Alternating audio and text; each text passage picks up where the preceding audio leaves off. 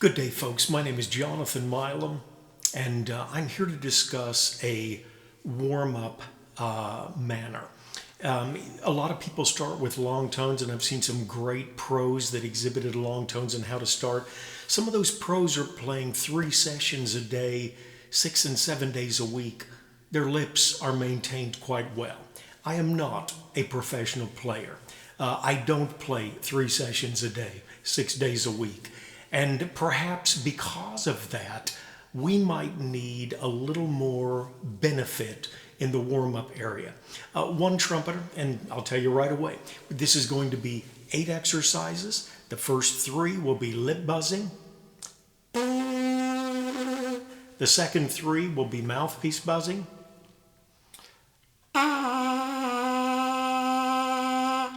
And the last 2 will be a instrument. I'm going to use a trumpet with a practice mute. You can do this anywhere. You can do it in a hallway before a recital. You can do it in a hallway before a tryout. It's very quiet. In fact, I believe the decibel level is lower than my voice right now. We're going to use the Thompson buzzing method. And I do know one great trumpeter was asked one time, he was asked, do you buzz your mouthpiece before you play? And rather cavalierly he responded, I am not paid to play the mouthpiece. Well, LeBron James is not paid to warm up, but I guarantee you before every game and before every practice, he warms up. And he starts with a very basic warm up. These 8 pieces will take probably about 11 minutes or so. I would advise you starting off with these, then you can get into your long tones. What will the difference be? You'll have less bad days. I've been using this system for about 2 years, and I've had one day that I was really challenged to play. A lot of semi-pro hobby players like myself, they find it much harder than that, and they have a lot more difficult days. It's a great system. Now, chops are unique, and what works for 90% of us might not work for 10%, but I believe there is tremendous benefit for many players, if not all, with this system. And it's not from mine. I derived most of this from a pro that had put it together. Okay, we're going to get started, and I went online and found the buzzing book available to me, and also I was able to find James Thompson's accompaniments. And so we'll go to them now.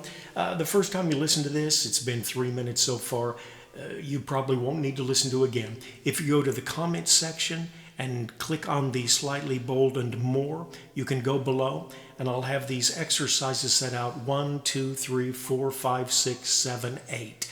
That's 3 that we begin with the lip buzzing, 3 with the mouthpiece buzzing, and then 2 that we'll play with the practice mute and the instrument that we're using. And you can go directly to those. You'll get started. Won't be a problem at all. Now, my primary thrust, as I turn this so that we can look at the sheet music, my primary thrust here is to begin easily. And so, when I do begin this, I will be using a low octave. If you want to know what it sounds like, the way they're doing it, they're going to start in an upper octave, a little tighter, a little more tension. If you want to use that, that's fine. I'm starting relaxed, and I want to stay relaxed, and I'm not going to be paying attention to the dynamic markings, louder. This is just for me a warm-up. But if you're wondering, this is an example of how they're going to start.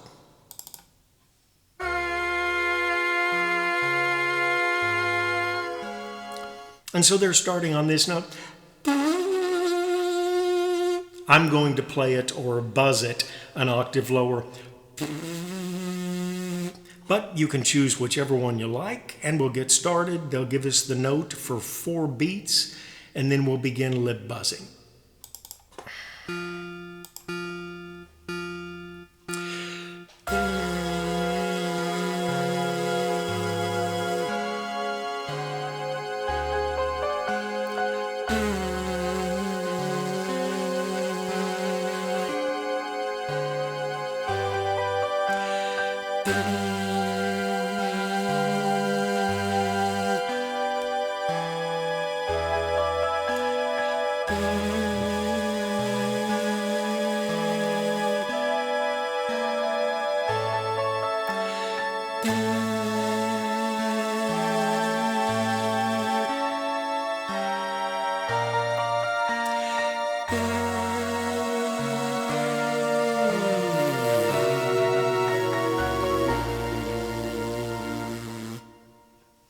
Now, most people would agree when we begin practicing or warming up, what we're going to want to do is to rest just about as much as we are playing. And in the first exercise, they already built that in. You're lip buzzing for one measure, then you're resting for one measure. And here they're taking us 3 measures with 1 rest. So you might want to take just a moment or two after each exercise, but you will not need much. Okay, we're going to exercise number 2. The first is a demo, and this is the exercise we'll be using.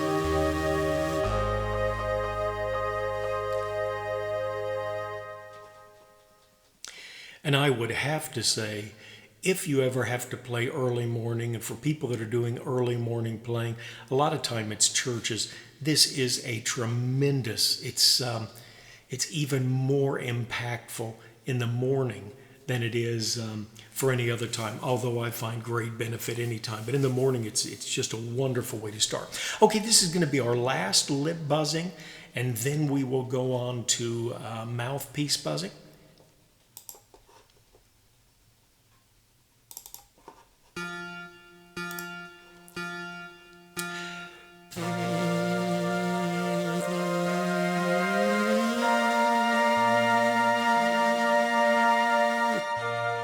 And they really take a long glissando up.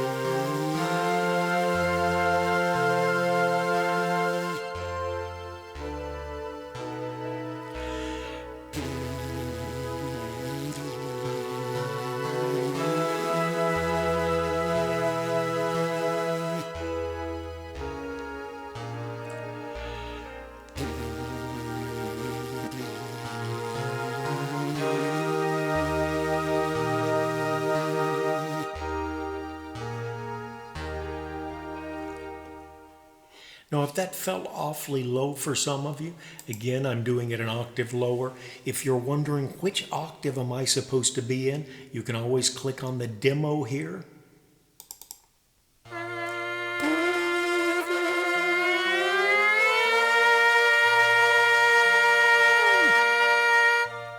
Okay, and you might have noticed there as well that was a mouthpiece, but on exercise 1, and then on exercise 2, and also on exercise 3, we were doing those with lip buzzing. Now we're going to take the mouthpiece and we're going to move into exercise 4 with our mouthpiece ready, and now we'll do mouthpiece buzzing.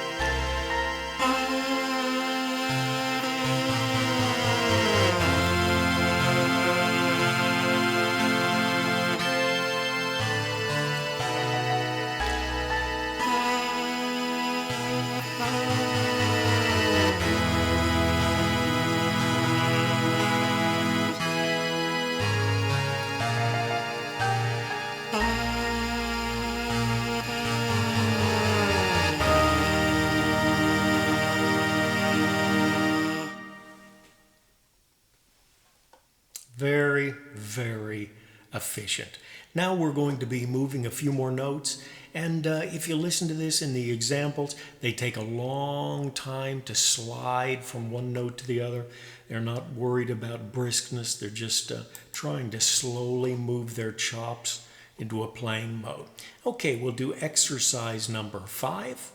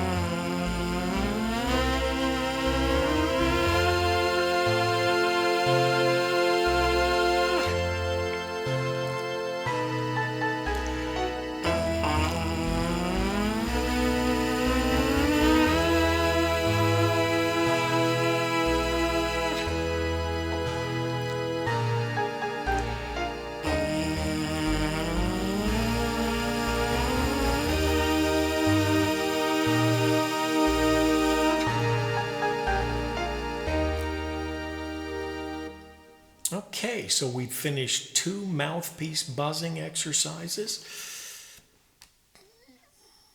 And we will start with exercise number 6.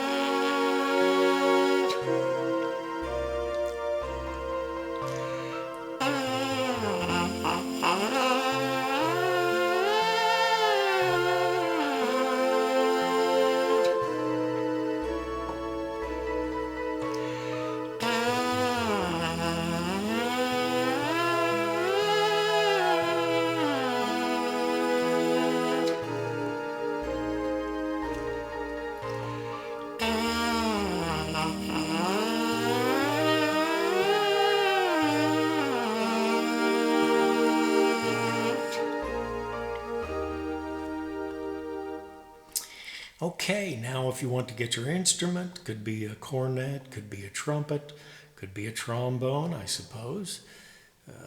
These are written for B-flat instruments, so it's probably more beneficial if you've got a B-flat instrument. We're going to go back to number 1, and let me get my horn in hand with a trustworthy practice mute in it, and we should be ready to go. And again, if you click to the exercises below, you can follow along there. All right, exercise number 1, got the horn ready. I won't be able to use my little icon as much here. I'll be using both hands on the horn, but we'll get you started off anyway.